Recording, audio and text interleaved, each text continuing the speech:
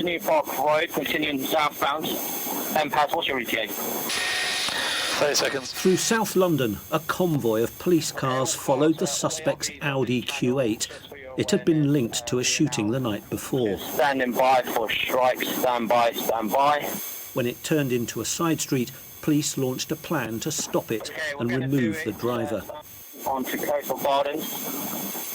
Do it here, it's in line. Boxed in, surrounded by armed police, the Audi rammed forwards. Oh, police! Show me your hands! Officers' body-worn cameras and dash cams caught the speed, the noise and the drama of what was happening. Watch yourself. The suspect's Audi drove backwards. Mind them, he's going to try and go. After 17 seconds, an officer fired one shot.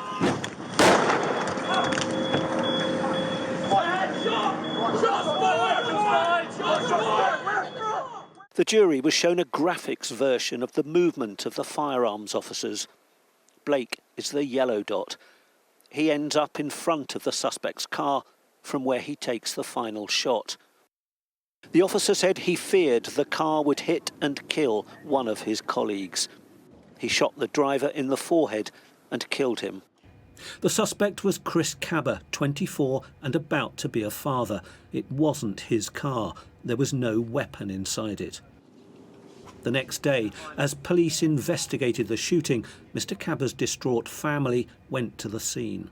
The reports are that it was a pursuit. Where was the pursuit? He was boxed in. The pursuit where? You know, and why did they shoot him in his vehicle with the windows up? I don't get it.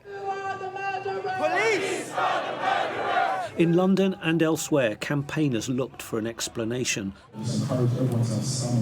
The superstar rapper Stormzy joined a demonstration outside Scotland Yard. 2 years later, Mr. Kaba's parents were at the Old Bailey to watch their son's killer in the dock. A rare thing, the firearms officer charged with murder. A court ban on his image, but not his name, Martin Blake, aged 40. In court, the prosecutor said the officer had no reason to fire his gun. He'd given false statements and exaggerated the danger. Mr. Kaba, said the prosecutor, had ignored police shouts to stop, and that made the officer angry, frustrated and annoyed. The officer told the jury he felt none of that. He was filled with dread, he said, because the driver was trying to use his car to escape. He thought one of his colleagues was about to die, so he fired to incapacitate the driver and stop the car. In the wake of the Chris Kaba shooting, the Met Commissioner, Sir Mark Rowley, called for better legal protection for officers who use force on duty. They are subject to the law like everyone else. There shouldn't be a double standard.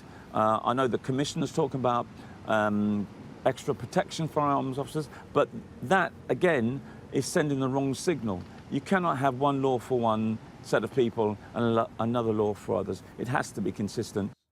Tony Long is one of 4 on-duty officers in recent times to be tried for murder or manslaughter.